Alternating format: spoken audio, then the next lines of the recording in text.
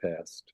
So it was a rather tough time for me, but I am back at my game, as it were, and I'm interested in moving forward on the issues that we're facing. I think what we're looking for, and I don't know that we'll get to the conclusion of that today, we want to have that discussion with the prioritization.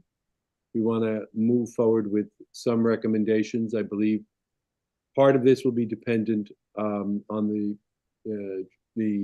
Department of Transportation with their summaries and their study of what they're looking for the Mystic region. That should add a lot of info to our group. But with that, I'd like to convene the meeting. I don't know if my co-chair, Senator Hartley, has any comments. Thanks, Steve, and glad to have you back here.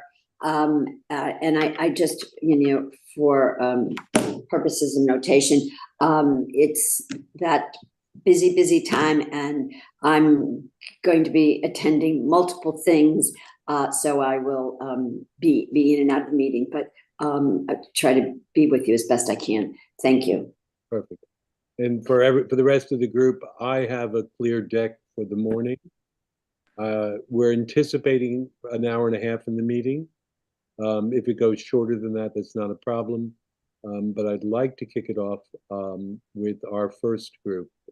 We've done them on a linear basis. Tricia, remind me the first group that's tourism hospitality. So I'd like to hear from the hospitality group, in brief summary, what was discussed at the last meeting and/or the points of action that we're sitting with right now. So anyone from the hospitality and tourism group that has a point to make now, why don't we move forward on that, or suggestions, or further commentary?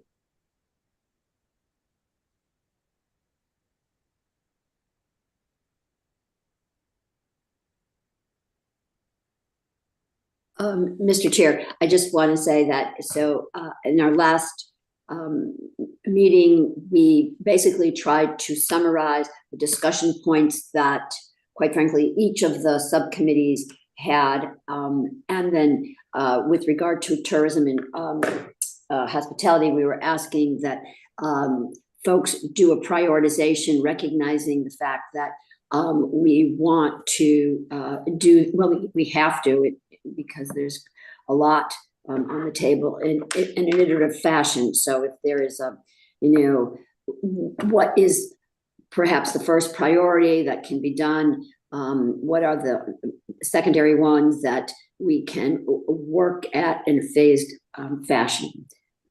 Thank you, sir. Okay, thank you very much. Do we have any members of the tourism hospitality subgroup that have comments to make at this point?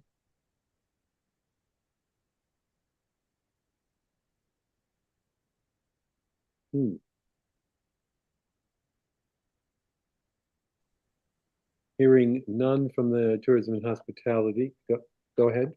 Sorry, I don't have a comment specifically on this, but I received some message that some people were having trouble getting into the meeting.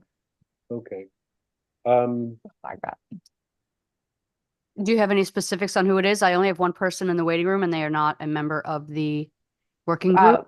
They're the only person waiting. Bruce Flax said he was trying to get in. I don't have Bruce Flax in the waiting room. Okay. Anyone else?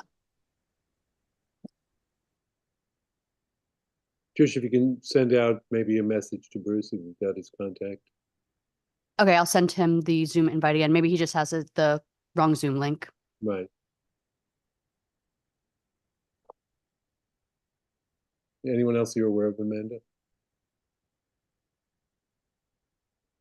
So Peter has joined us as well. I see Commissioner Boughton, Chief. So just again, in summary, for anyone who's just joined, comments, observations from the tourism and hospitality group, points, both short and long-term targets and prioritization. I'm looking to hear any of those comments today, if possible.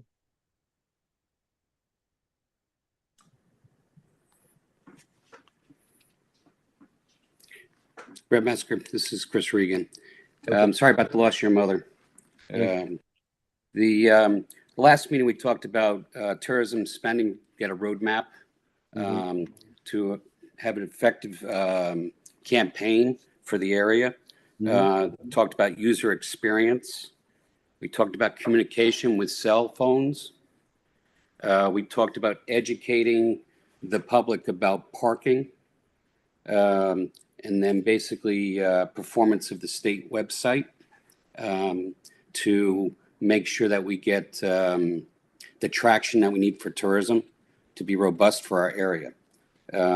We also talked about funding, where there is a federal 80%, 10% state, and 10% local, regards to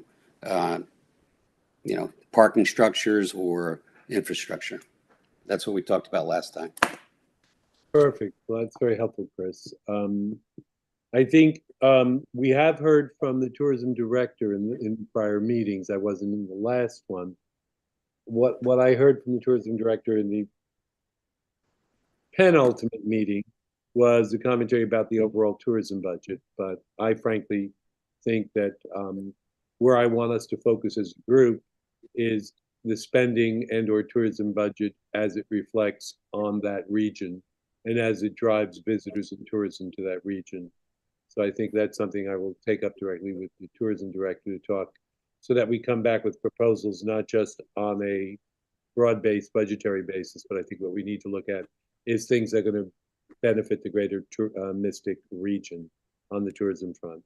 And I think everything from text messaging to the targeting, I think those are very valuable comments. I don't know if anyone else has any thoughts as it relates to that general term on tourism.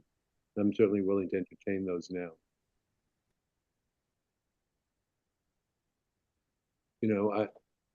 Peter, I don't want to catch you off guard, but any thoughts on how you would like to see the tourism? I mean, I think that both the seaport and the aquarium are two of the larger venue destinations. I would like to charge both you and the aquarium with some targeted suggestions as related to tourism. Knowing that your focus will be specific to your organizations, but I'd like you to think broader than that in terms of the general area and where you think we can lift things. That would be helpful. Well, we've only got 25 minutes, so I'll try my best. I think from our perspective is, and I'm trying not to be focusing just on the seaport, but the general, we are becoming a really major tourism destination, and we have to be very careful that our product matches our promotion. And my concern at the moment is that the infrastructure that exists, we know this from about the cars and the parking, etc., matches that, but also that we have the offer that people are expecting to see.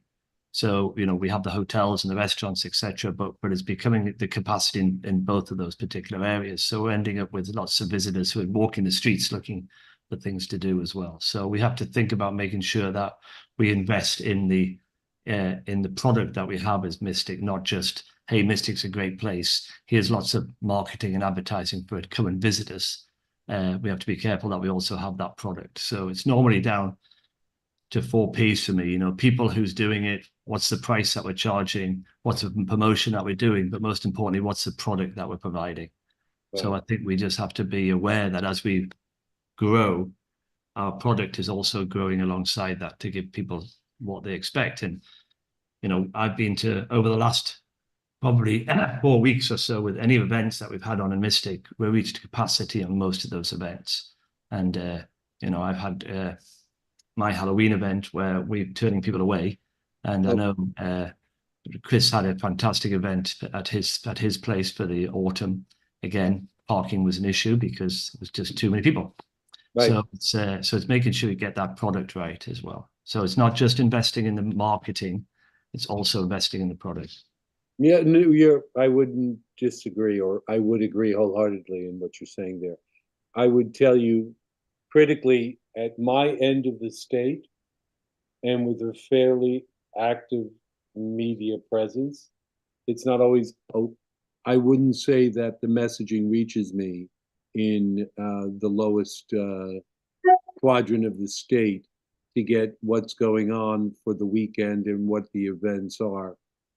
But I take note, and I anticipated that the concerns I hear from the residents, from the select people and or town managers are the capacity issues as well. So I'm fully aware of that. I think the action on one, in terms of just driving more people to the area without resolving things, needs to be of high consideration. Patricia, I want you to take note of that as we talk about it going forward, that we need to consider what we're doing to improve the capacity in terms of parking and resolving those issues. But we also need to look at, is the marketing fulsome on the activities? Peter, you won't be happy to let me know that I was aware that there was a big Halloween event going on in Mystic down in Greenwich. I don't think so. So I didn't need you to be. It's very much a community event, that particular one. But you're absolutely right. The promotion is very important. But my obviously concern all about this promotion is that and I'm not just talking about parking, because that becomes the one that everybody gets tied up on. I'm talking about what are the products. So if you do find your parking in Mystic and you park downtown, is there enough for you to do on that visit? Is there places for you to sit down? Is there shaded areas? Is there activity going on? Is there things that would drive you to come again? Not just, wander the street and go, well, I've done that, now I'm not going to come again. So, and how do we talked about linking all the different attractions, how do you get people to walk to those places, things like that. Yeah, I agree. So Patricia, that's the other issue, is the greater Mystic opportunity space and how we're promoting that. So that when those that do come now, that they reach a broad range of issues, that it's not just the restaurant and one site, but that they realize there are multiple opportunities, whether it be the art museum, whether it be the Mystic Village, whether it be the seaport, whether it be the aquarium, or various other issues that we want to drive people to. And I don't want to dominate, but I also just think that you need to consider those things that are not just your tourist that arrives in a car with a family, but, corporate events that might come, large groups of people, specific sporting events, that kind of thing as well, to try and see if you can tap into those markets. Right. And Patricia, on the follow-up, we probably need further conversation with the tribal nations about what their seasonality looks like, what their capacity looks like, because you would think, or one would think, that there is, depending on their seasonality, there's parking availability and or destinations that might be able to bridge that gap between the tribal nations and the seaport. And I think we need further exploration of what the coordination looks like there. So that may be on the to-do list, Patricia. Anybody else want to weigh in on the tourism side or hospitality in terms of obstacles and things? Go ahead. I think that's the chief of police, if I'm not mistaken. Yes. Hi, good morning, everybody, and condolences to you, Representative Meskers. I don't know that this fits into one tidy box as far as tourism or transportation, but, we do have a lot of conversations about parking, but I will tell you there's an increasing drain on public safety resources because of all that's going on in Mystic. All of these events come at a significant cost to the municipalities. There's additional staffing. When we're talking about parking, we're implementing parking programs, and there's an expense for that. But also, myself and my partner agency in Stonington dedicate a lot of police officers that are going down there for when there's events. There's and quite frankly, in shrinking budgets, it's tough to manage that. But we see more people, and the things that we haven't talked about a lot are some of the cascading effects. So with those folks that come in, events are great, but we seem to have, after the events, a lot of things that occur in our bars and restaurants, and complaints from neighbors and noise complaints and all that sort of stuff. So we've had to dedicate more police officers, and I would submit that fire and EMS are seeing an increase as well. So I know it doesn't really fit neatly into one of the boxes that we have here identified, but I think that's certainly an important thing to consider.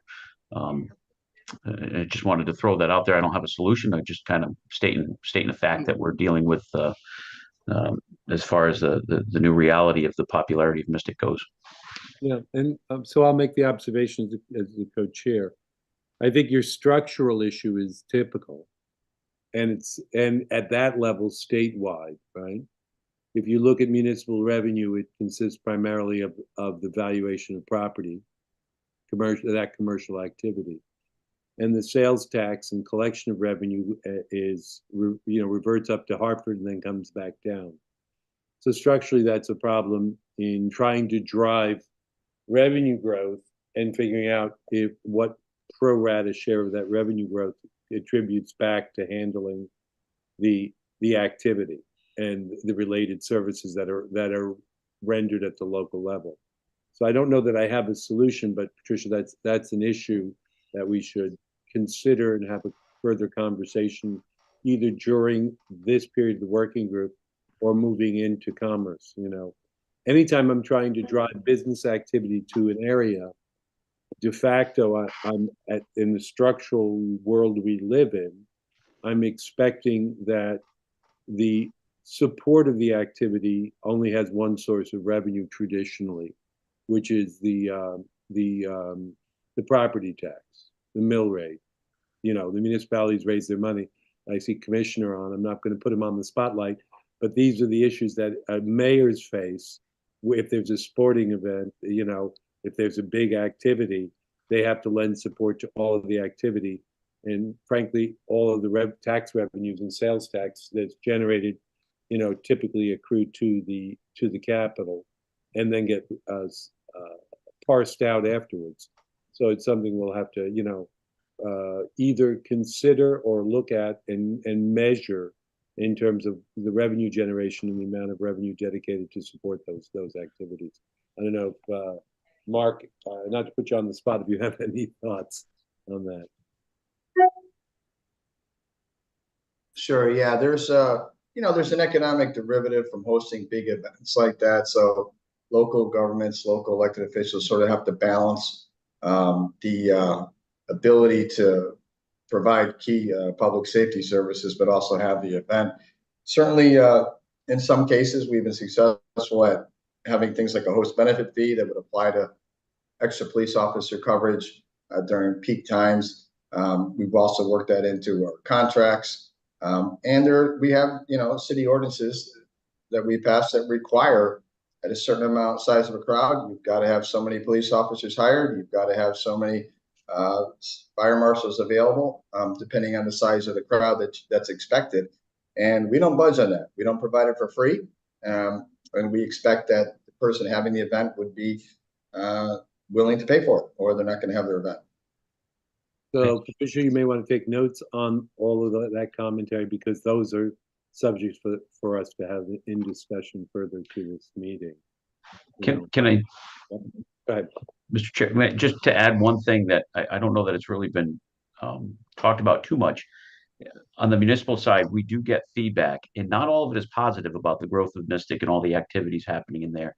There is certainly a segment of the population that is either new to Mystic or has been there for generations that don't embrace a lot of this. And I just think I do want to put that on the record, because I get them as the police chief on this side of Mystic. I know our town manager gets some of those emails, letters, and calls as well. So I just think it's important to highlight that. We try to strike a balance between the popularity of Mystic and all the great things it has to offer with the quality of life some of the residents express from time to time that their quality of life has diminished. So again, not just stating a problem without a solution. I'm sorry about that. Just wanted to put that out there. No, I'll just in feedback and comment, I think that feeds into the observation from Peter Armstrong, which is, driving people to Mystic without solving the issues is going to lead, to a certain level of resistance or backlash from the community. We want to make sure that the experience, so lest I don't think I misstated it, or I didn't state it, I would say more clearly. I think what we want to make that the experience for both the resident and for the visitor is exceedingly positive. So I think in prioritization, Trish, again, I'm going to make you go crazy with notes. I think we should highlight that all of our proposals need to be considered in lieu of residents and visitors. in terms of the aspects of how we manage anything, any of the suggestions that come out in hearings subsequent to this in the official meetings, once the session starts, with whatever the proposals we may bring forward. The two things that is good for the residents? Is it good for the tourists? Do we get the job done effectively? I think, I don't know if that would kind of balance it for you, Chief. Yeah, certainly. I understand that I think evidence of this is what went down in Stonington recently when there was a proposal for parking meters and that the residents soundly provided feedback they were opposed to it. So that's one of those solutions that we've had to help mitigate the problem, but yet the residents may not be totally supportive of it. So Right, thrilled to bearing the brunt of part Sure. of the parking solution. Bill Middleton, I see you got your hand raised. I'll try to go left to right from the squares as I see them. Thanks. Yeah, I just wanted to kind of go back to what Peter said, and that was a sort of a lot of our discussion last time was this idea of user experience versus just asking for funding for the sake of funding. And I think the clear message about funding has been in the past that, you know, before there's going to be funding, there has to be a clear plan for it. You can't just ask for money for the sake of money. And so part of that clear plan, I think, has to be that user experience. And as we've talked about, the chief has talked about, excuse me, not just with visitors, but with residents as well, because if you don't get the residents to buy into this, you really are going to have nothing. And you know, that user experience from a visitor perspective has to take into account how they get here. Where do they fly into? How do they get to and from the airport? What's happening on 995? Do we have 2 out of 3 lanes closed again for tree trimming? You know, all those things I think kind of play into it and sort of a global sense of what that experience is for both visitors and residents. Right.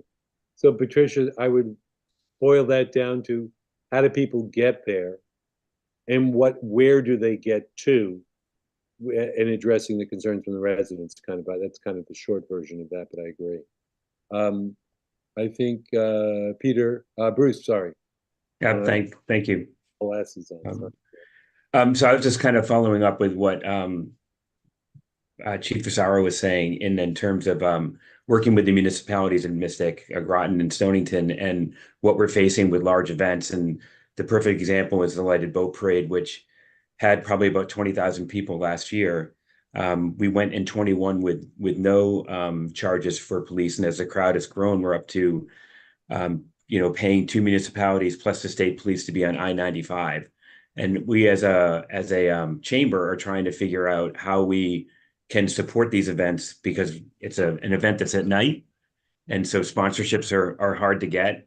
But it's a beloved event that we're trying to maintain, and just want to keep in the discussion how we can do that. And our first concern is always safety. So if the chief says they need so many officers down there, we make sure that we pay for them. But we're trying to figure out how to generate some of that revenue so that it's not on the taxpayers.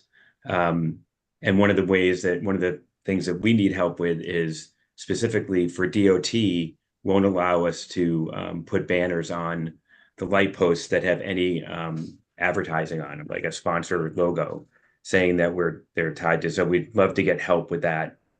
And again, it's just it's getting to be in a very difficult position for us. And to everyone's point, there are people going to be coming from out of state for the Lighted Boat Parade, and how they get here and what the town looks like and all that. So I just appreciate the opportunity to speak. And I appreciate, and I will tell you that in one of my prior sessions, there was a conversation about advertising in the DOT on a unified basis across the state. I'm not sure that we've organized that. I think there's a twofold question you're asking is, one, does the DOT allow people to rent their space? And if you get corporate sponsorship and it's a municipal event, can we get a policy for those poles? And will 90% of the money or 70% of the money or 50% of the money go to the municipality? I think it's a valid question of, do we even have access to those poles for advertising? And can we get a policy from the DOT to split that revenue even? Because presumably if they're getting something from, I would hope they'd be interested as well. But Patricia, that's gotta be probably a question we bring out to the DOT is what's the policy look like? What can we do? Commissioner, your hand's still up. Do you have another comment? Yeah, I just wanted to touch base with the chief's comments earlier on that we recognize that there's always some resistance from the folks that live in Mystic or the surrounding area about having more people come to their beautiful community. But I would argue that, you know, that's going to happen anyways. I mean, whether they like it or not, it's going to happen. So it's going to be on us to try to manage where and how all this takes place to provide the minimum amount of impact on them. But I totally understand his challenge here. We do, Patrick, I didn't know if you have the DOT presentation with you. We can wait till we break into the transportation subcommittee. If not, we can schedule it for another time. But we do have a level set sort of presentation, which is pretty good. A nice job. Thank you, Patrick. That Patrick is going to present to us about all the different stuff that is planned for Mystic area and paid for. Not all of it, most of it. I'm out there trying to find money to do some of the stuff with the commissioner. So anyways, whenever you like to do that, Representative, and I just want to echo the chief's comments. It's a challenge, and parking, it is probably the most political fight you'll ever have in your entire life over when, where, and how I'm parking.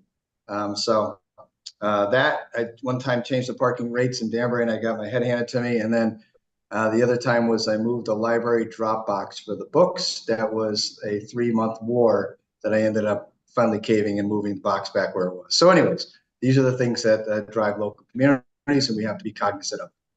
Yeah, and I would throw out just one other idea there to the chief, because of the comment on metered parking, et cetera. In my neck of the woods in Greenwich, what we have at the borderline is we have central points of transportation into New York. And what I find in some of my communities in that difficulty and in the structure is that we have issued permitted parking. So I don't know that this works for a community writ large, but permitted parking for residents, which would allow them to use the metered or not require, but have a permit on their car sticker. And the non-residents having to face that fee might be part of that suggestion. I'm not sure it's workable. I'll throw that to the transportation department. But resolving that we are prioritizing the residents with parking at some level. I don't know if that's a lot or a possible solution. And that's something I think we should, I'd love to hear from our group. I think surprisingly we're at 10:32, so the first half hour was in some level covering tourism, but has already drifted into transportation and parking, which is, I think I'm kind of getting chewed on by the group on those two issues, and I'm not unhappy about that because I think that that's part of the crux of where we are. So I'd love to have further comments on close out the observations on tourism per se and hospitality and move on to the issues of parking and transportation. And I'm not sure if the group has thought about what the priority list looks like and where we are. And if we're going to continue the conversation for the next half hour, I'm fine. But I'd like to see the group come in with their prioritization list, and that I would think, long-term and short-term solutions that we think might help fix the situation. So I'm ready to open that up, Patricia, if you're in agreement as my clerk. How's that look for you? Sounds good to me. Okay. So where was the prior conversation on transportation and parking, and what if anything was discussed and decided in summary? Someone wants to pick up that baton, and would be helpful for me, and also I think to all of us to be organized. Well, Mr. Chairman, we are getting ready to present what the current plans for DOT are. We did not have a big discussion on parking because I think we needed to understand what the road system is going to look like. and what the vision is before we can make strategic decisions about. I think everybody, there's unanimity that we need more parking. I mean, I don't hear anybody arguing against that.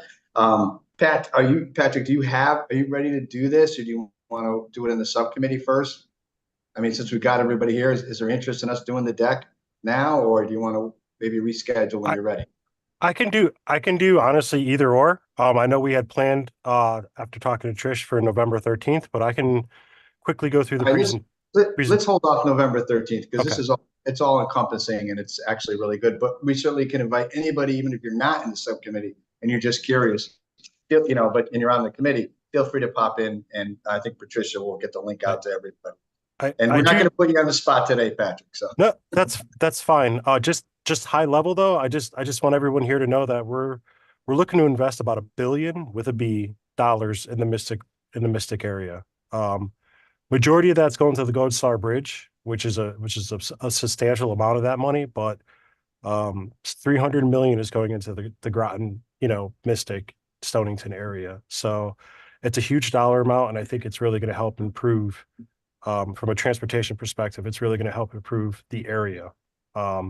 It's may not be as perfect as the fine tuning for parking, potential other activities for tourism, like moving people from point A to point B.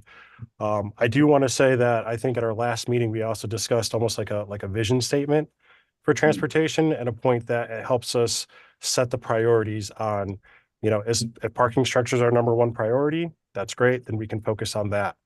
Active transportation or complete streets is a big thing for DOT. Do we want all of our roadways like Route 27 to have, sidewalks? Our intersections, are they all upgraded up to be ADA compliant? So that way, whoever comes, whether they have a disability or not, are they going to be able to cross the road or get from the seaport down to downtown Mystic, et cetera? So I think by having like a visionary statement or like a plan like that, we can help address the types of investments we want to make down there from a transportation perspective. Mr. Chairman, I also do believe we talked about a lot of the issues. And then we also came up with creative ideas. Do water taxis work? We had mentioned some stuff on trolleys. I do not know if it's feasible or not, but it was a discussion that was brought up. We also discussed like microtransit with which they do have down there, but maybe that's a facet we can look at to try to help people move between the vital areas within downtown Mystic. Okay. I'd also like, I would throw onto the plate, when you talk about the flow, and without stepping on the residents, it seems like an inordinate amount with that density is all two-way traffic. And is there any consideration of that? And I'm not going to drive that if I get run over by the selectmen and town managers. I think there's a valid question of, do we have the flow in terms of directional? Is it sufficient?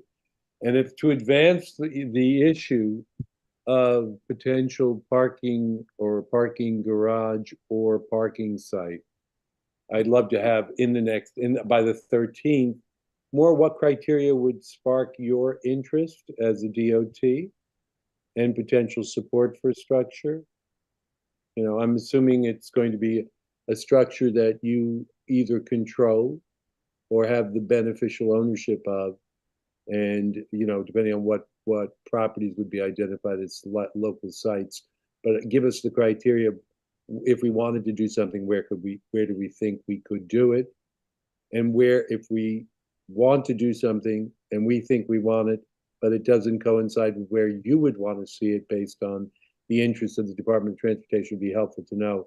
Like we've considered, we've looked, this is where we think are reasonable, whether or not we have state funding available currently, whether we need to look for a state earmark or grant, or whether we need to look for a federal earmark or grant to kind of resolve those issues, right? I mean, it all comes down to budgetary constraints, but I'm not sure what pool we'd be looking at if we were trying to resolve parking that way.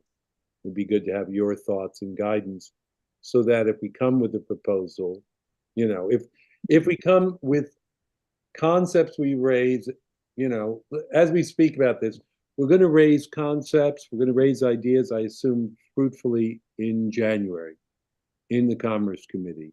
with the seated members of the Commerce Committee. We're going to then have public hearings and try to move forward, but it's almost trying to be anticipatory to know the things that DOT would shoot down immediately or would view as being feasible. It would be helpful as guidance, right?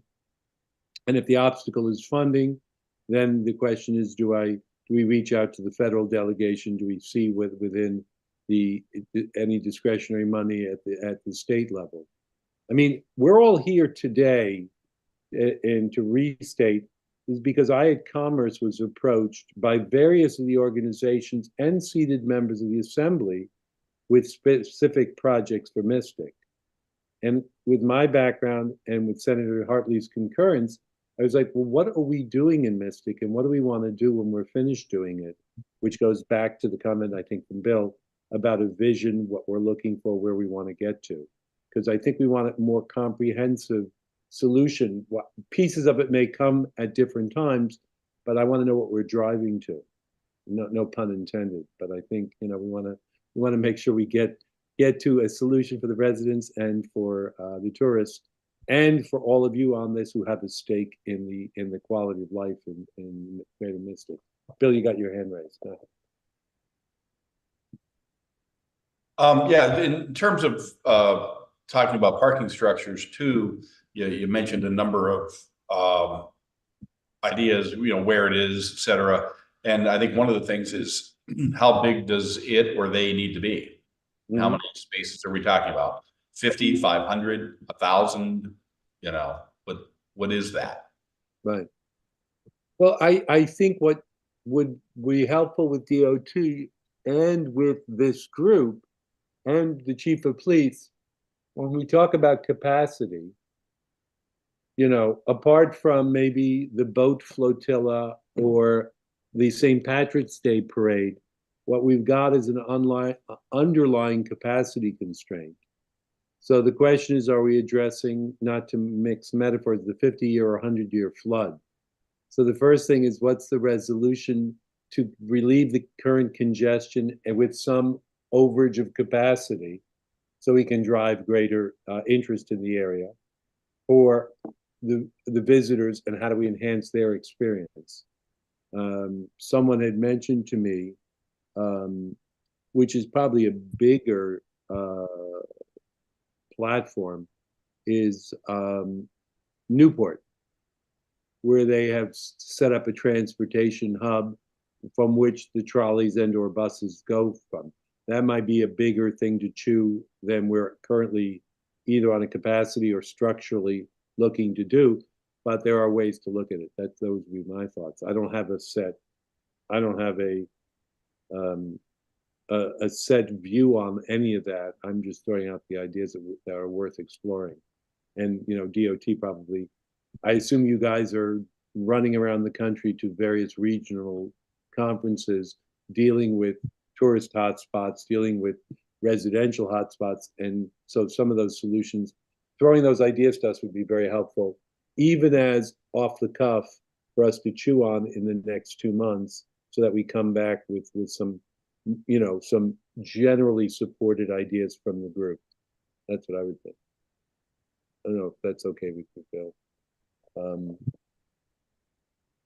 And now I have Jim. Hey, thanks. Yeah, I'm Jim O'Donnell. I'm an executive director of Circa, and I've been working with others in my team on resilience issues across the state. And we have a project in Mystic at the moment. And I was on the committee that was contributing to the Groton adaptation plan last year. And then I live about a mile from downtown Mystic as well for the last 30 years. But my question really is for the transportation experts, like how far from the locations where parking is a problem would a parking lot that was new be effective in changing the problem? Obviously, if it was 10 miles away, it wouldn't have any effect. But what distance makes a difference? How far are tourists and visitors and willing to walk? Is that known? Is that on me to answer? Well, Okay. Yeah. Well, we can let you start. I have an opinion, but it's just an opinion. I'd rather hear from you. Yeah. So, I mean, Mr. O'Donnell, a lot of it really depends. We do know, we try to do half mile, no more than 5 miles, honestly. But we try to look at anywhere from half mile to 2 mile radiuses when it comes to certain key destinations. And I know you're looking at Circa as like flood zones and flood management. I know right now from a department standpoint, we treat each particular project or scenario as a case by case scenario. So we don't really have necessarily a one size fits all definition for that, right? So like if you were to pick a particular area, say along 95, we would look at that in detail to see, is it in the flood zone? Are there any other environmental concerns? Hydraulics and drainage, is that going to play a key role in developing something like this? Looking at something like that would differ than if we were to take an existing parking lot by the seaport, which is closer to the shore, right? But I mean, at least in my own opinion, I think, it's to try to develop these parking structures closer to the areas that we want people to go. And I will suggest, just on a practical basis, if you're putting parking within that 1, 2, 3, 4 mile experience, even what you do subsequent, if you're trying to drive tourists to a parking spot, it's a question of the parking spot potentially with a combined voucher for public transportation. And if the public transportation happens to be a trolley with an entertaining video or promoters from the area who are engaging the people who are using it, then it becomes part of the experience. If it becomes just a physical transport, obviously immediacy becomes higher and higher the more boring the bus ride is or the trolley ride. And in terms of resiliency, I think it's probably, if we're talking about coastal resiliency, from my point of view, it's not so much will we have the 100-year flood into the structure. If the structure is resilient and appropriately built, is the structure usable 99 times out of 100? And if it's not, I could understand more of a concern if I'm putting a residential building into a guaranteed 100-year flood zone and I don't have, it's you want to make it resilient. You want to make it sure it's in a decent location. You want to make sure it meets FEMA requirements at some level, and you want to make sure that it's attractive to meet the usage of the area. Frankly, in the 100-year flood scenario, the level of resiliency and how you build out to it is a 10, 20, 30-year process anyway, I think, right? Because infrastructure for a 2-foot higher storm surge has to be rebuilt over time because it's just financially improbable to do it any other way. But those are comments from the unwashed. I will defer to my resiliency people. Peter, if you raise. I'm looking at it as a European, right? So I would just pavement the lot and have it all just for general public to walk around Mystic, but I know that'll never happen. But if you look at the towns that are like have a central interest like Mystic, we need, in my opinion, we need to be able to get the people to be parking outside the town and moving into the town. And at the moment, with an attraction that has I'm looking at my window at the 27, right? So I'm not getting home tonight. So it's a difficulty on a constant basis because the normal public's perception is that they want to get as close to where they're going as possible. So they will want to drive into town. And unless we can persuade them that they can't do that, not even give them the option, the more effective I think it will be. So we need to consider how do we actually move them into town without them having a choice. So the difficulty is that the choice will always be, how can I park outside of that particular shop rather than parking outside the town and moving in. So whatever they're moving in, whether it's by boat or whether it's by coach, whether it's by bus or trolley bus or whatever. I also come from my previous 7 years was spent running Colonial Williamsburg, which is a similar situation, right? So you've got a town probably the size of Mystic, but it's all pedestrianized because it's a colonial town. And again, parking was forced to be parked on the outskirts of that.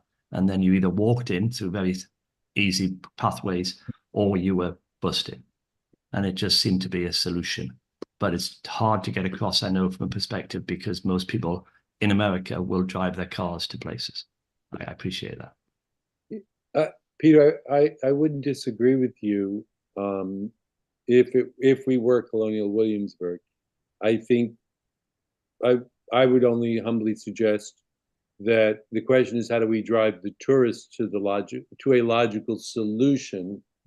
And I'm not sure how the residents would feel to be told that they have to get on the same transportation network It's not, well, there's, again, Colonial Williamsburg has a lot of residents that live locally as well. So there were ways of making it so you can get your car into that particular area if you're a local resident, because you have a pass that allows you to go to those areas.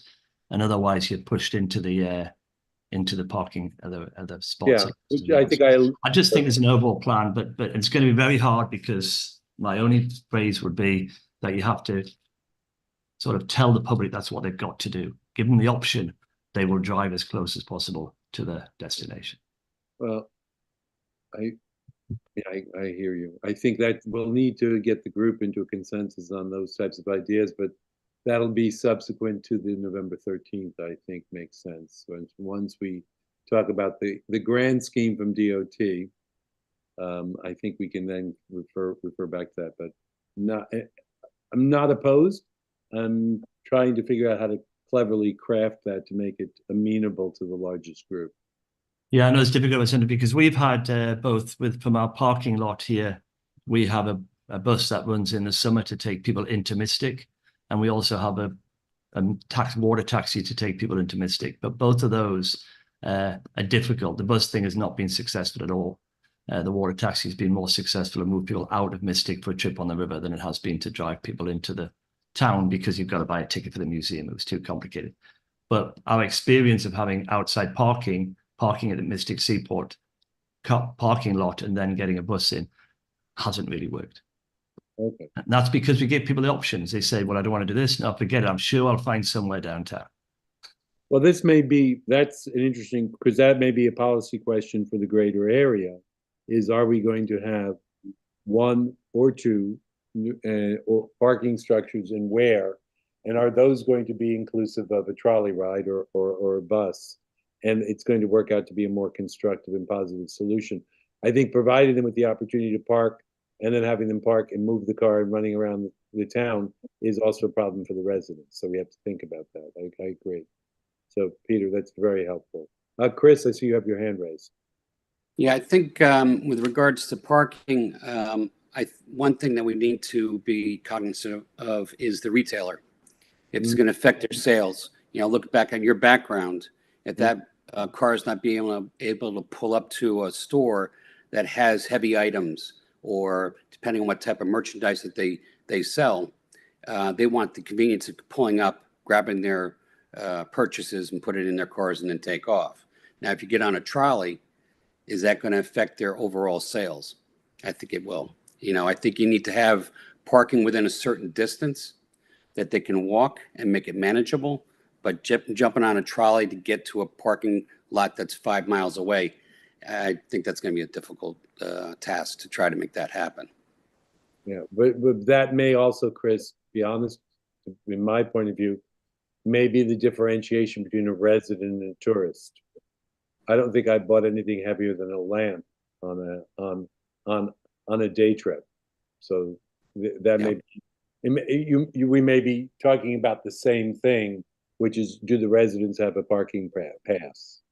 And do we drive optionally, or through more stringent measures, the tourists to go to certain central locations to park and transport around? Yeah. But absolutely. I think you're highlighting, correct me if I'm wrong, but I think you're highlighting the concern for retailers and residents more than anything. Would that be fair? Yeah, definitely would be fair. Absolutely. So Patricia, take note of that, just, for retailers and residents. Well, and the one thing is, after we had the last meeting, we talked about having the streets one way, like Pearl Street. And I happened to run into a couple that lived down in that area, and they said they want one way on those streets down there, because if fire apparatuses try to get down that road, they can't get down there because they're parking on both sides of the road. It's so narrow. So that's one of the other comments I've heard from a resident. Yeah, but if you didn't, I did ambush our DOT, Patrick, to look at that issue in terms of the traffic flow. And, you know, if that, you know, what would I say? I'd love to hear from the DOT, and then I'm going to run away and let the first selectman and town managers come in and tell me, and the chief of police come in and tell me this is a great idea or a bad idea. I'm not trying to champion those ideas. I think that that has to be, you know, that's a huge residential experience that I want to be constructive. So I think you're right, Chris, but I have to get, you know, get everybody on board locally for that kind of, you know, changing. I'm not changing it. I'd be afraid to change the routes on my own town into one-way roads, just even as a state rep and on the RTM. But I think the managers and the select people should, and the chief police should have that final say. But I did ask Patrick to work on that, so you know. Anything else, Chris? No, all set. Patrick? Thanks. Wait, Bill, before you go, Kate has got her hand raised and she hasn't opined on anything yet. Yeah, I'll bring you after her. Thanks. I'd just like to add to what Chris was saying, that potentially there's the need to identify freight loading zones. So for those businesses downtown, those would serve to load, you know, wholesale goods for the shops, but then also that space may be available during the day for those purchase transfers for tourists. Yeah, it's interesting. In I can tell you in Greenwich, I don't know if it's been successful, but they have established a couple of 15-minute parking spots, which that's, Patricia, I would say, in terms of notation, question about passes for residents for designated spots, questions for retailers who may need out-of-towners who buy heavy stuff with a 15-minute spot or a couple of spots. Right? Does that work? And that comment from Kate about freight, we need to consider. I'm just rolling them up to get the ideas. Bill, you got your hand up, and then I've got the chief. Just real quick, I wanted to go back to what Peter said. I think they've got a really interesting sort of case study there, having run a trolley and a water taxi, and saying the trolley doesn't work. Does the trolley not work because people just don't like to take trolleys, because it sits in the same traffic as everyone else? Just sort of be curious, you know, to find out a little more about that. I think both of those things. I think both, but mostly it's kind of, you're driving down, it's the location. You're driving down the 27. Shall I pull to the left here and be like 3 miles out of town and get a trolley in? Or do I think there's a parking spot in the center of town? Come on, let's go. Let's see if we can find that parking spot. That's what people do. Which goes back to the issue, if we issue residential passes and there are no traffic spots, do we get there as well, Peter? Yeah, that's why I was saying you have to really force the issue rather than ask for the politely to the public, because they'll just go to the closest spot. Well, you know, an election is coming up, and I'm not going to say the word mandate because that's anathema at this point. But I think those are issues to be discussed if there's broad-based support to look at that. I honestly think potentially residential permits might be part of the solution, but obviously not to the detriment of the tourists, and that the tourists now are going to something that they think experientially is positive, which talks to what the trolley, where the spots are. Are there 1 or 2 spots? Are there 1 or 2 parking locations that we set up? Do we circulate a trolley? Is the trolley in and of itself some level of, you know, entertainment or attraction, or so that people are excited to get on it and have an experiential point? That, I think, just transportation, you know, people feel a little bit confined. I don't know. I'm assuming your trolley was more transportation than entertainment related. Yeah, it was just purely a transportation. It was actually provided by Laz Parking and not by us. So they did all the work for it. I was also just going to mention, don't forget the bridge goes up every hour. Right. Right. But if you're entertained and you're on the trolley going to your next event, it's a question of being in the car or in the trolley. Right. Chief. Hi, I have to jump off in a minute, but 2 points. One, totally agree with you on the residential permits, but quite frankly, that hasn't been embraced. We've had those discussions about instituting that paid parking with residential permits, and even with that, I don't think folks around here have warmed up to the idea yet. Hopefully, they will. Secondly, as far as one-way streets go, there's been some success on the Stonington side when they made Cottrell Street one-way. But to the point on Pearl Street, early in my tenure as chief, we tried to do that very thing, make it one way. We had some folks say, hey, this is a great idea. Let's make it one way. We're all for it. The minute we posted it, it became, I think I a little bit strong, but we had to have a public meeting. It became a contentious issue. We shuttled those plans. So yes, conceptually, it's a great idea. Whether we can make it work or not is yet to be seen. Yeah, and I guess we'll have to have that conversation with you, because the question is, were the objections material or conceptual, and is there a marketing effort involved to get the buy-in? So we'll have to think about that. I appreciate the permit. Just on the question of the permit, what did you guys envision that the permit would be with a fee? Or was the permit free? No, I don't believe we did. But I know that was part of the proposal in Stonington. It didn't fly there. Just the feedback that I've gotten, I'm sure the town manager can back me up on this. There has been a lack of desire on our side for the paid parking, despite our assertions that it might be it is an obvious solution, and there would be some residential permits associated with it, but it just, for whatever reason, it just hasn't been embraced. So I guess, okay, so I don't know if you guys have got the traffic study to be able to tell me what's going on so far, because my question would be, how much of the parking is occupied by residents and how much is occupied by tourists? Because honestly, if the residents who are the taxpayers, are issued free permits in their parking and metered spots, I don't know that we have an issue. It's the question of or if the spots are restricted for the most part to residents, is that an issue? Right, and then those are kind of questions. I can tell you this. Oh, I'm sorry, Mr. Chair. I can tell you this study after study has shown the same thing.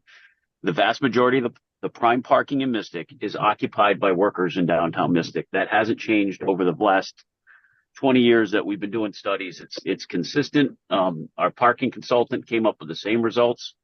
So it really isn't benefiting the residents nor the tourists. It's benefiting the workers. They're the ones who seem to derive the greatest benefit of the best parking in downtown Mystic. Which suggests that we have to figure out how to address that in a non-antagonistic way, right? We have to enhance either the incentive to get that off-site to the extent possible with varying hours, which is going to take us back to a trolley and scheduling, right? People who are working in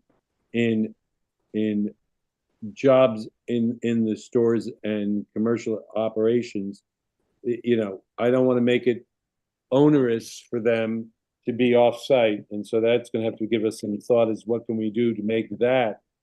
We talked about the tourists, and I mentioned entertainment on the trolley.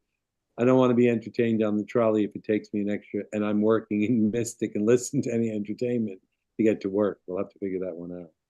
But Patricia, that may be something that, it's so far as what we've heard, until I've heard differently, is that this is being occupied by the workers. And so there's a question about workforce parking as a principal issue. Okay. Chris, you have your hand up. Is there something you want to say again?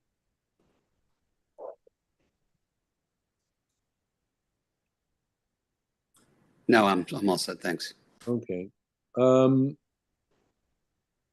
I think we've explored a lot of questions without a lot of answers on the parking and transportation. I'm hoping we'll go through the presentation, I think, next week with Patrick, or the 2 weeks, I guess the 13th. We'll go through through that and see whether we can boil it down to either a consensus of recommendations That's what I would say. I'd like to get a consensus of recommendations that don't become, I want to be clear. Consensus recommendations in the next couple of weeks is going to lead us to raising concepts at the Commerce Committee and then public hearings, which will take us back to a broader group of people opining on what our suggestions are. But I'd like us, over the course of, I guess we have, we're going to have four, maybe 5 meetings. I'm trying to vision us out to December between holidays of Thanksgiving and Christmas. Vision us out that we come back with some relatively strong recommendations and prioritization, and then we're going to go back in and mix it all up in January, February if we get the Commerce Committee to support some of the proposals or ideas, back to public hearings again. That's the way that goes. I see a TOG staff member with the hand raised. Oh, I didn't change my name. Sorry, John Burt. I didn't Oh, realize that's it was what I under. thought. I don't know why. Oh, Yeah. Town of Groton. Yeah, Sorry. Town of Groton. Yes. First time I've done that, John. I apologize. Sorry, I didn't realize it was under the. That's okay. You don't have to change the name. We know who you are, John. But In terms of the distance walking, I think Seaport's about the limit. About a half mile, and even that's difficult. In terms of one ways, the chief did hit it on the head. That's difficult. But at our next traffic authority, we are going to look at pearl and gravel. There was a request, so we're going to at least look into it. It'd be a slow process of looking into that because it can backfire on us. In terms of the chief talked about paid parking, which I think we may eventually need that, but in order to, if Stonington was just about to go to the paid parking and it kind of collapsed at the last second last month. So that makes it harder on our side to even entertain it. But we have time limits currently on some parking spots. We maybe need to expand that. We need better police enforcement, which means better availability.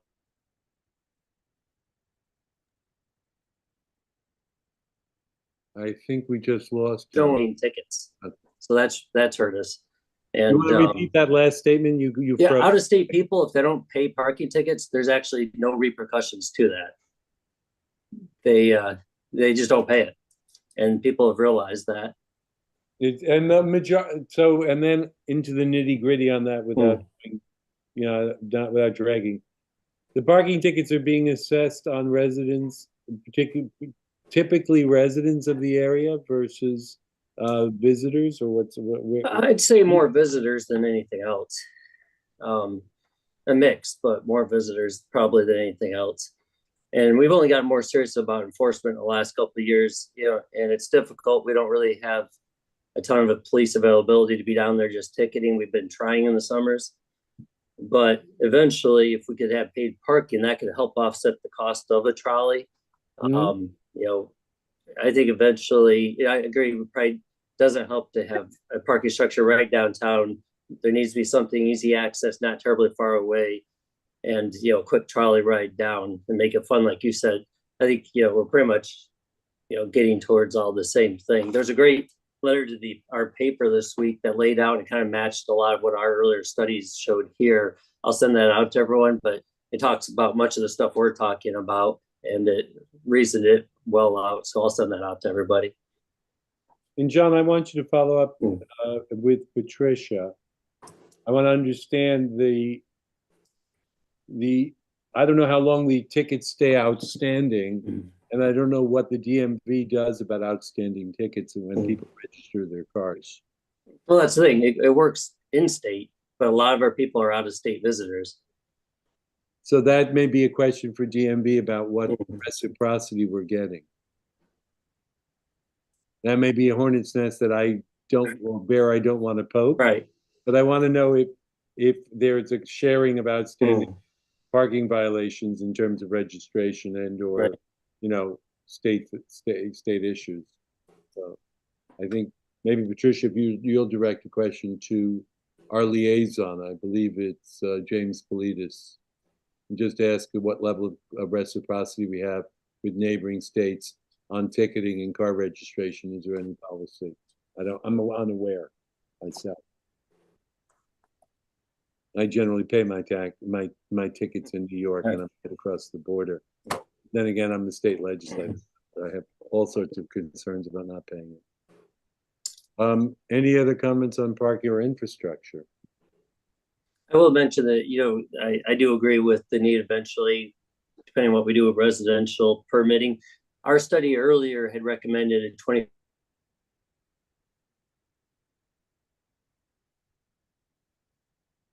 John froze again. I'm hoping he'll unfreeze.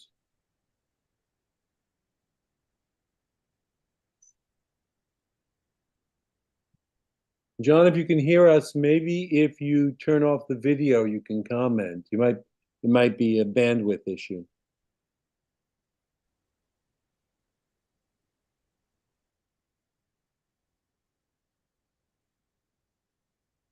We'll let John come back. When he comes back, Eric Goodman, you've got your hand raised. Yeah, sorry, just two quick observations. One with regards to Pearl and Gravel Street, turning them into one-ways. I would just remind everyone to consider the fact that depending on the direction of the one-way, you're either going to be driving the residents to Main Street to then have to turn onto their streets, or driving them away from Main Street to then have to circle back around. So it's just something to consider. If you're trying to keep people off the main road, Right. force them in one way or the other to come back into downtown, which may not be beneficial. The other thing about just parking tickets in general, I mean, I go to Newport and Boston a lot. I think you just need to consider what you're going to use the parking revenue for from the tickets, or what the purpose of the ticketing is. If the ticketing is to dissuade people from parking there, I'm not sure that the revenue generation is really valuable. I think that using that money to have patrols to cause people to think about not parking there may be more valuable than generating the money. Though maybe we should take the money and use it towards the internet at the town hall. So that's all I have. Yeah. I'm back on. Yep, my internet did fail. Currently the ticket revenue, does that go to the state, or or is that a 50-50 split, or what? It's a split, but I forget what the percentage is. Patricia, another point to note, is it wise in major tourist areas, should we be looking for a higher split? And don't worry, John, I don't mean a higher split for the state. Yeah. I think if we're trying to drive tourism with the concurrent traffic enforcement issues, maybe the pro rata share, and that might be working as a proposal just off my hat. And I mentioned to our commissioner, should we be looking at a baseline revenue from tickets right now, and the incremental ticket writing, which is based on traffic enforcement, based on tourism? Should we be looking for a wider split between the municipality or at least in tourism districts, should we be looking at that revenue reverting more for the traffic issues? I don't know I don't want to put the commissioner on the spot, but I think it's a worthwhile conversation.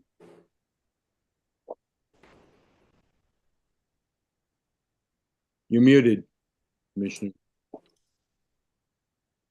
Mark, we cannot hear you.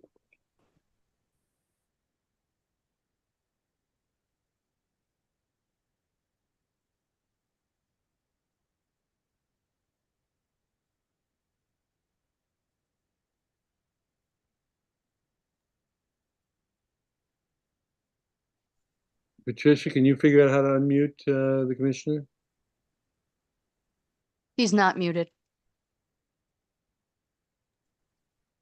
The microphone was red. I'm not sure. No, it's not though. Look. Okay.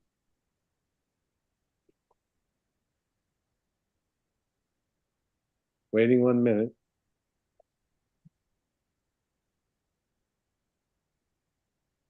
You have to raise that up a little bit higher so it's above your name.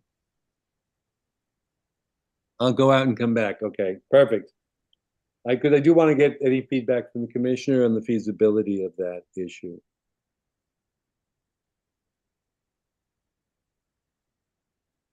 I think protecting the state's revenue is probably a concern, but at the same time, if we're writing more tickets incrementally, I'd like to see the revenue, help in the local enforcement. I think it's, if I could wave a wand and do it on all, but that's the reduction in revenue might be of concern. So we'll wait for him to come back in because I think he'll provide a decent input on that. While we're waiting, Andre, you got your hand raised. Yes, good morning, Mr. Chair, and great to see everyone. I apologize if this was brought up and I didn't hear it brought up. I mentioned this a few weeks ago just regarding the microtransit pilot program.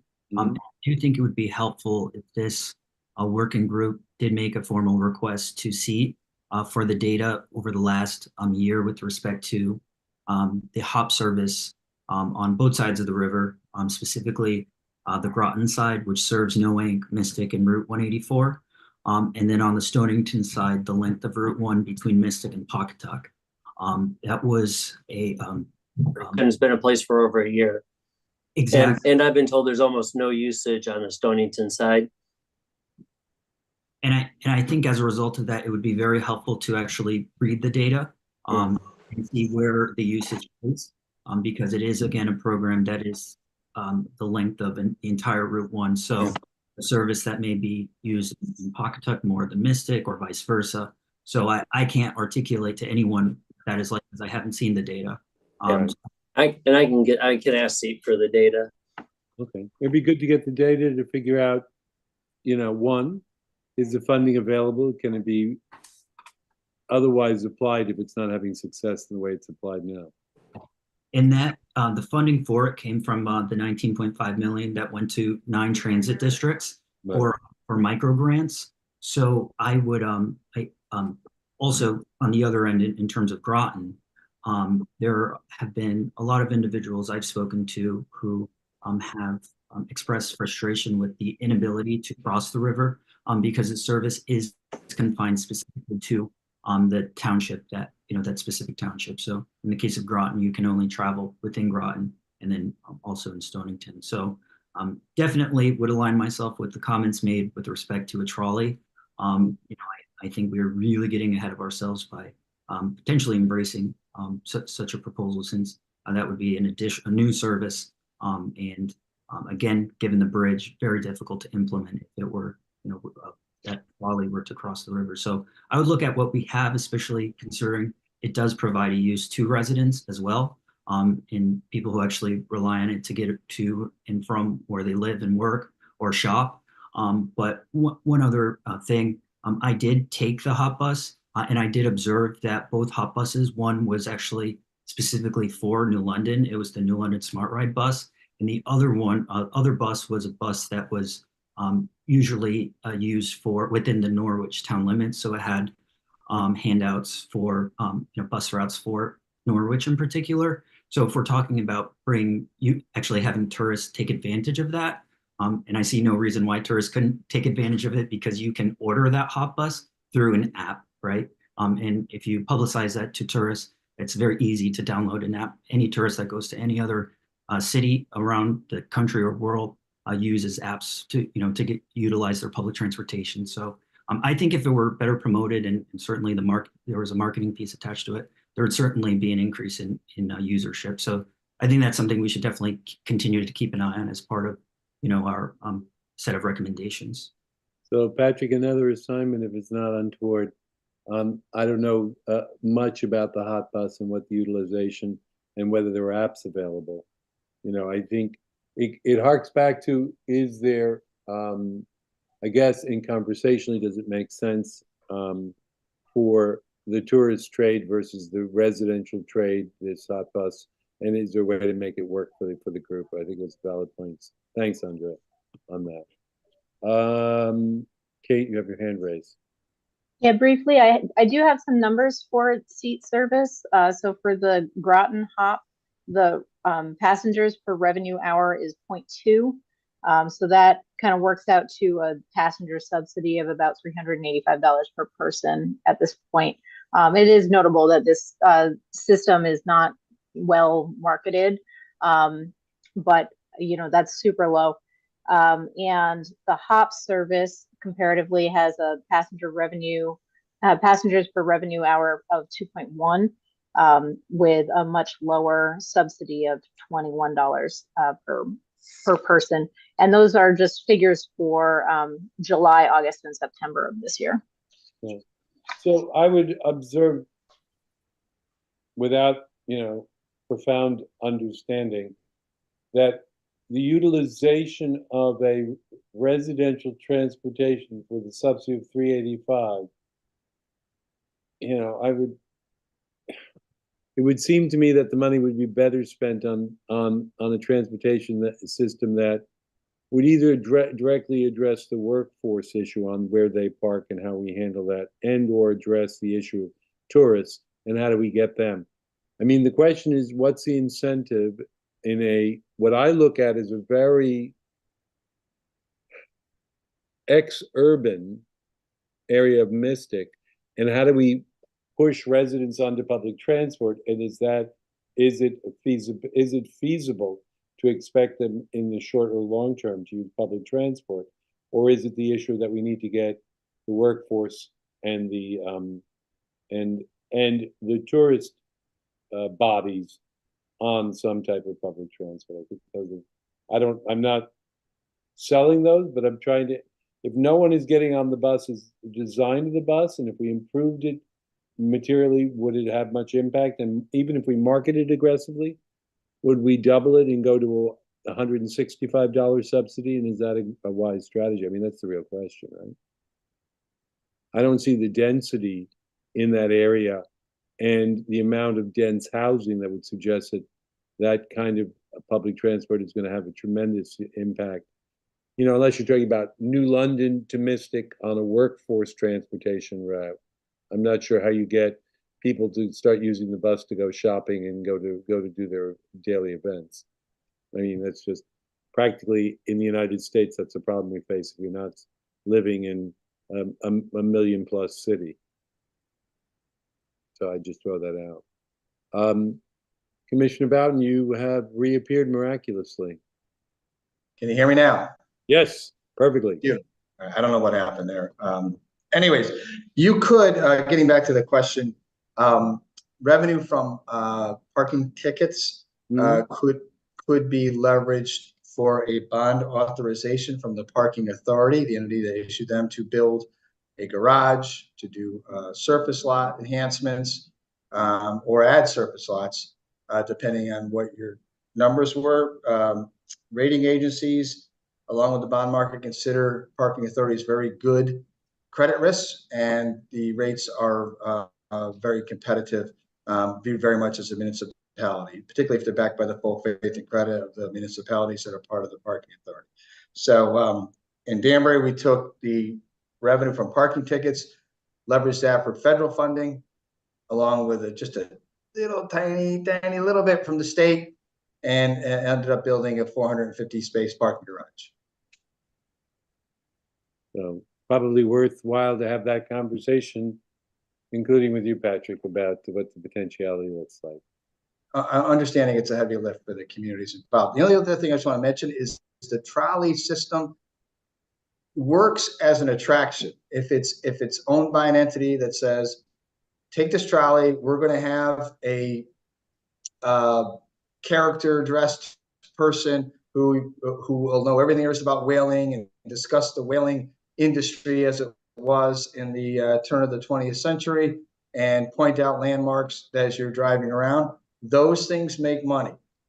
If you just try to get people on the trolley back and forth, you'll get you'll get ridership, but I don't know if it doesn't. They don't break even. But again, your goal is to get people out of their cars and into alternate transportation besides just driving around in circles. So you just have to look at it that way, and understand if you got somebody to own it or you got a grant for that.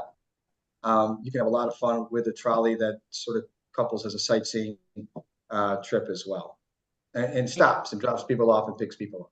Right. And frankly, if you think about the parking as a destination parking wherever, and you think about the trolley as an entertainment factor, there have to be various groups that are interested in promoting that tourist dollar to visit their sites. And you might find some of the sponsorship even locally from people who want to who aren't near the location of the parking structure, who want them to drop off the trolley and therefore sing the song about some of the things they have to offer, or combine work on Mr. Chairman, Hershey PA does a wonderful job at this. Granted, they have a benefactor, Hershey Chocolate, but I actually went down and took a ride on it a month or so ago. I talked to them down there about it as well, but they staff characters on there. The characters tell stories and point out different buildings. And the holidays, starting around December 1 or so, they have Christmas carols. They give little trinkets out to the kids, and they're packed. You have to buy your tickets in advance. Every single drive is packed all day long as you do a tour. Now, I have to tell you, the Mystic Seaport, and Peter's probably, I don't know if he's still on, is a way better attraction than Hershey, PA. That's all I'm going to say. And that's it. There's a better story to tell there in Mystic. Okay, perfect. Any other conversations or subjects for us? So I'd like to, the subcommittees, I'd like to get recommendations going forward. I encourage you to communicate, email each other. I'd love to get back to some list of prioritization, and maybe Patricia, I think you're going to have a little bit of work. This is recorded. Let's try to get a summary out to the membership and then try to get people to bring back the ideas that they think are most salient so far to date, right? Including, the ideas about, I think Andre was concerned about tourism in the bridge, but I think if we make the trolley an entertainment function itself, I think, Andre, quite honestly, I think the bridge becomes less concerned if you're stuck for 5 minutes waiting on the bridge. And a passenger car or a trolley, if you're entertained on the trolley and you're a tourist, it doesn't really hurt. Whereas, I think on an experience basis, even if you're a tourist and you're 10 minutes waiting for the bridge and you're in your car, you may not be thrilled. So it might be an enhanced product, but the question is, how do we make it an attractive product if we're looking at things like that? I think next week, or on the 13th,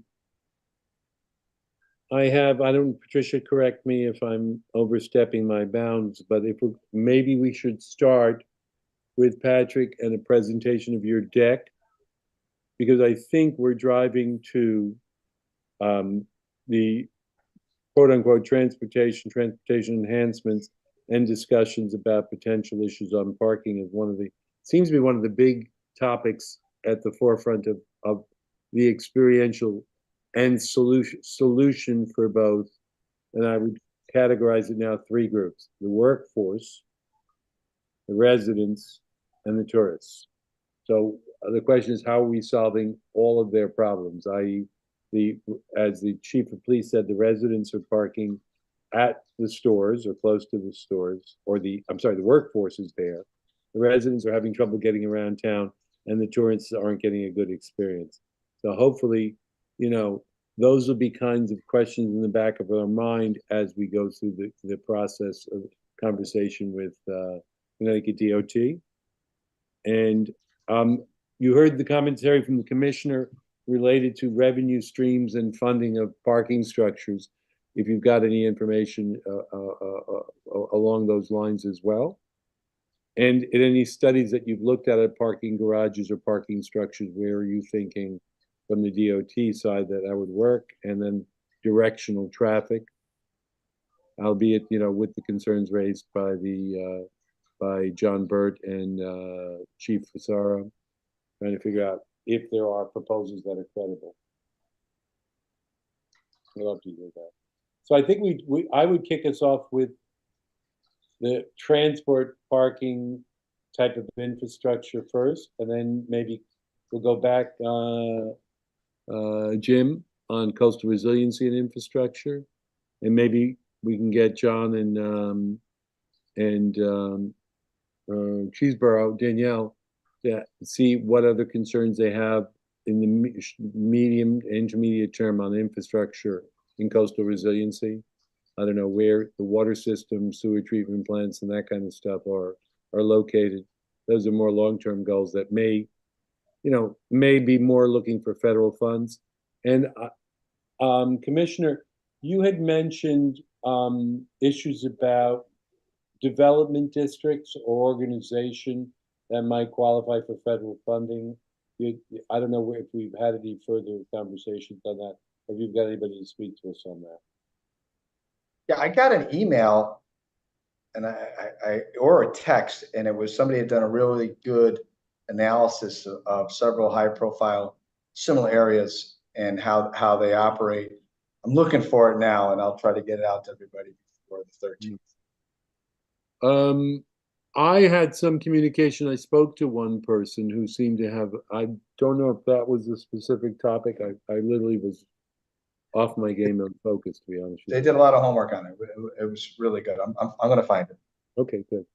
And that might be worthwhile as a lighter conversation because it's not our particular charge, but if it becomes something that the group feels is credible, it may be worthy of then some kind of potential public hearing to discuss it. All right. Well, it was faster, and we're getting, I think, moving a lot of territory, but the ideas need to, I think, I don't know, my only concern is we haven't coalesced on the ideas, but we are still just beginning November. I would suggest we need to coalesce on ideas by mid-December. But that means we got to sharpen our tools and what we think we want to promote, and get a group consensus, and then get it to us, the chairs, figure out what we're going to propose to the committee, and then propose public hearings on. So I just encourage you that way. Chris, you have your hand raised. Yeah, I was wondering if we can get contact information for everybody that we can reach out to in between the meetings to, if we have an idea, we could talk to the DOT, or we could talk to other representatives on the committee to shoot different ideas. And when we come back to our meetings, we could be more productive on the priority issues. I think, yeah, conversations, as I understand it, can be informal, but that's the request that we are in a Zoom because the public meetings are the public meetings. So I just caution you that any of the conversations, if you're doing one-on-one conversations to try to build consensus and have dialogue, and you're presenting it to us back at a public meeting, I don't think that that's a particular issue. But if the group were to meet solely offline, it's probably problematic, right? Correct. In the interest of transparency, I believe, Patricia, if I'm not incorrect, you did circulate a contact list to the members of the committee. Is that true? I have access to emails. Just email. So you have the emails, and if you're looking for phone calls, I would suggest you could do that on a one-on-one, just request contact. Okay. For that. Perfect. For us. I mean, in theory, we're trying to keep everything or in practice, we're trying to keep everything in the public sphere, and as open a meeting as humanly possible. So that's why we're doing all this. Anything else, Chris? No, that's it. Okay, Appreciate Eric, hand raised. Just really quick, I think it would be helpful if we could create a list of the ideas that have been proposed, all inclusive, and then we can work at the next meeting to determine what's the low-hanging fruit and what can be solved quickly and easily, and then work down what we want to tackle, because some of the ideas are great, but they're majorly capital intensive, long-term plans, and we have some solutions that in the short term could have real impact both for the tourists and the residents. But I don't really know what we're doing, respectfully. Patricia promised not to hate me. Can you go through the recordings and summarize the ideas without prioritization of like the stuff that was bandied about, everything from tickets, parking tickets, etc. If you need my help, we can go through it together. We'll go through maybe one day you sit down when you can block off the time. We'll go back through the video of this, highlight the ideas, and then send them out without any sense of prioritization or leaning in on the ideas. I think it's a very good idea, Eric. We'll try to get that to you. I don't know what today's Wednesday. Patricia, do you have time on Monday next week? Actually, Tuesday is Speak election about day. this offline. Yeah, let's try to figure out what time works for you and me, and we'll try to get you a list. It may take us till the end of next week, since we do have an election on the 5th, so we may be busy running around. But hopefully by, say, Friday of next week, potentially, if it works for our mutual schedule, we'll try to get you a list. If not, it might be Monday, the subsequent week, like a couple of days before the 13th meeting. I'll have to figure it out, okay? But Eric, that's a great idea. Jim, fire away. You're muted.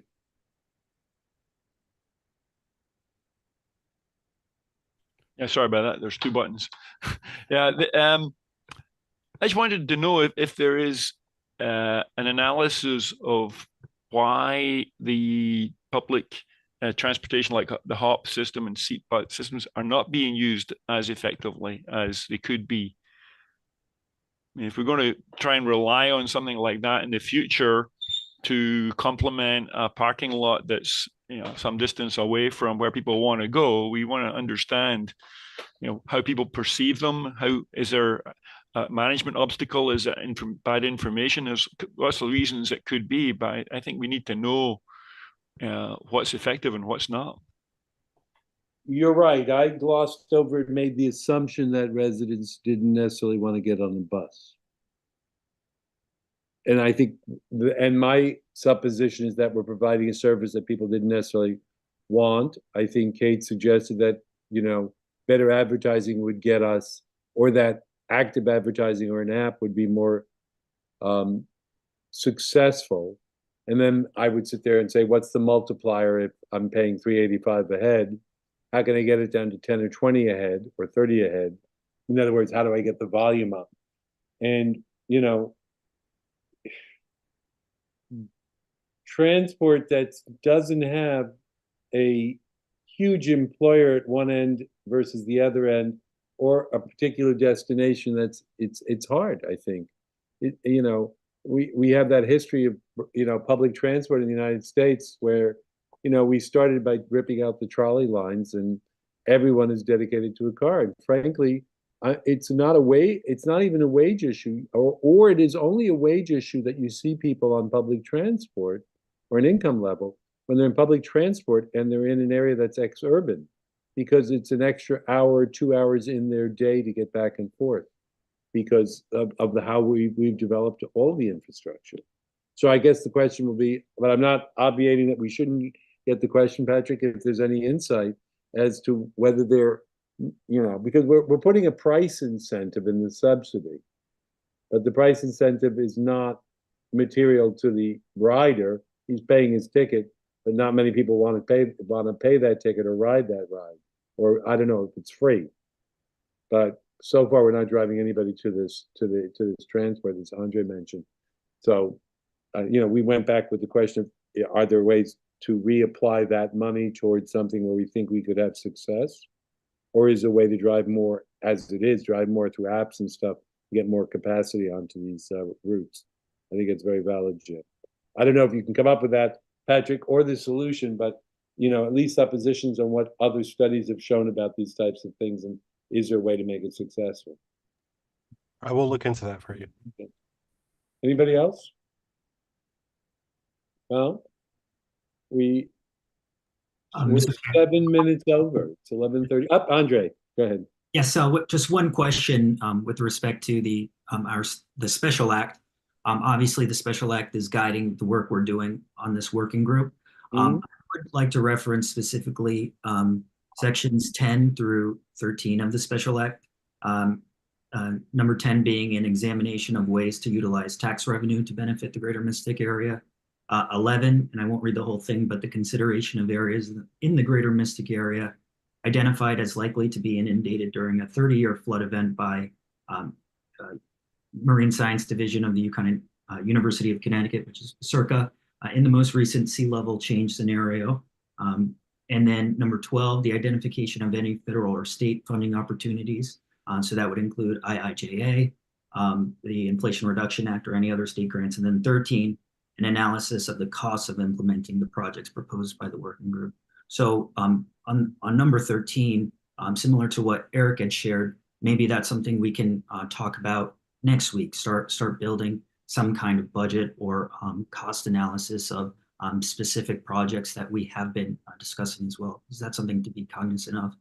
And then number 12, really taking advantage of the fact that we have some really amazing agency liaisons, in particular the Commissioner of Revenue Service as well, Mark Bowen, who doubles as the governor's advisor on the IIJA. So really taking advantage of all of these amazing state partners that we have over the next few months to really, again, share those resources and sharing these concepts with them so they can work with their respective agencies. So that's just something I'd like to know. And then number 10, the issue of the tax revenue. I think that is an important discussion, especially in the context of, as we're talking about dollars relating to tourism and how some communities who have more robust tourism centers, there is a cost to having tourism, right? Especially borne by the residents in the form of increased costs with respect to public safety and other public services. And so I know that's something offline we've spoken about, Mr. Chair, and the delegation or Stonington and Groton have talked about, but I do hope we can also have a conversation about that. And wasn't sure what the appropriate subcommittee was, perhaps the tourism, but I know today we've been sort of talking about all three concepts over the last hour and a half. So yeah, bring them back to us on the 13th again to make sure we refresh. But I would tell you from my perspective as chair, the cost of the projects and getting sources of federal or state funding is out there. And out there in terms of it's not achievable in the short term until we get a priority list of what we want. And then the question is, how do we think we can pay for it, right? And the question of what our plan, I guess I'm trying to think, I would say the issue of how do we raise revenue becomes the issue of is there, and Commissioner Bowden mentioned potentially, there's a revenue raise in forms of some of these tourism districts qualifying for federal funding, right? So there's not a direct tax raise from the state or carve out of tax revenue. Today we discussed potential dedication of resources from ticket writing to potential infrastructure. But I guess the question of where the revenue comes from begins to be kind of, to me as a state representative, revenue diverted from the state for local activity, bearing the brunt, even notwithstanding all the arguments, is what do we want to do with it? So it's kind of, I think, getting validity on a proposal, maybe how do we fund the proposal may not even, I don't know if we get there before December, but that discussion, I would think, it's interesting, that discussion will probably end up with action or inaction from Commerce, because then it's going to be a question of purview. And does it go to Bonding, Revenue, and Finance versus the Commerce Committee?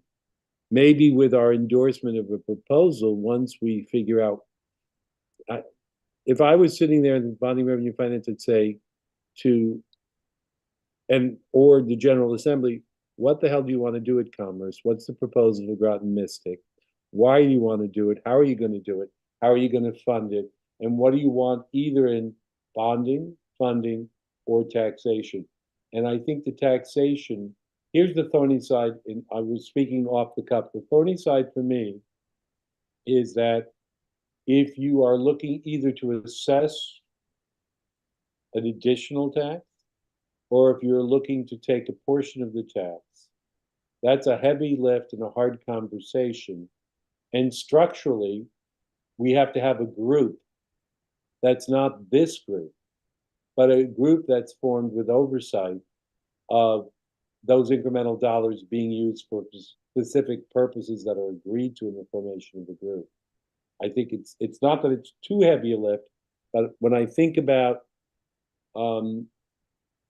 we want to get an effective buy-in from the select people of what we want to do and the state reps and this group that we're engaged with.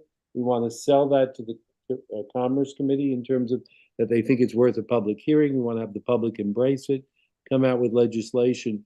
So I guess how we pay for it is going to be that we may have jumped the gun, and can we get to an ambitious point without figuring out what we want to pay for, how we want to pay for it, and which of them are short and long term.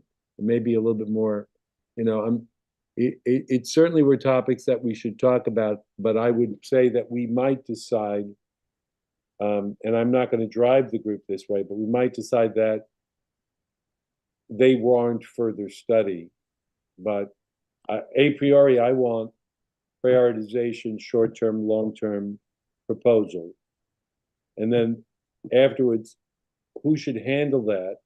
If the work is a multi-year work, does it rest with the Commerce Committee? Do we set up an oversight group that's, another working group ongoing through the session? Do we need a separate entity? Does that entity ultimately become a quote unquote development authority that's embraced to do the job? I mean, this is the first group that's looked at this and the state that I'm aware of, right? For a greater area development authority. I mean, there've been some public entities, right? But I haven't seen one that's formed this way. So that's kind of, I think those are valid questions. So throw them at me again next time, and I will not try to deflect, but I'll ponder it further. The resiliency issue is going to be a question of what we want to do and where we want to do it. The other part of the resiliency will be questions about, from the select people, about infrastructure that is either part of supporting this tourism exercise or part of the issues that may rest with the community. And that may also work with, do we need, Mark had mentioned, and I mentioned it just now, is there a development authority structure that attracts incremental federal dollars, or do we do the council of governments? Is that the right way to go for some of that infrastructure? I'm not sure. I'm open for that.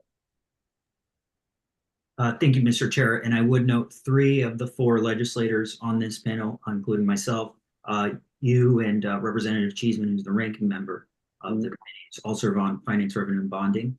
Right. Additionally, I would note that both Manager Burr and First Selectman Cheeseman have really the 2 that have put this on my radar screen for some time. And recently, First Selectman Cheeseman, in collaboration with her intern, produced a report on this very subject. Of the taxing authority. Yes, and actually demonstrates that Stonington and Groton are without question donor communities with respect to sales tax revenue and lodging tax revenue. Okay. And so just taking that into account, and also recommending some potential changes. So I'm going to have her do that explanation because she did amazing work with it. But I think it'll be something that'll be worth submitting into the record for this working group as well. Okay. I certainly will take it into consideration. I really appreciate it. Anyone else? So I think Patricia and I have our work cut out for us, and I hope all of you look forward to hearing from you, Patrick, on your presentation on the 13th. Okay. Thank you all for participating. Thank you, Kate. Thank you, Patricia. Thank you, Andre, and Lindsay, and Emily for staying as long as all this. Thank you much.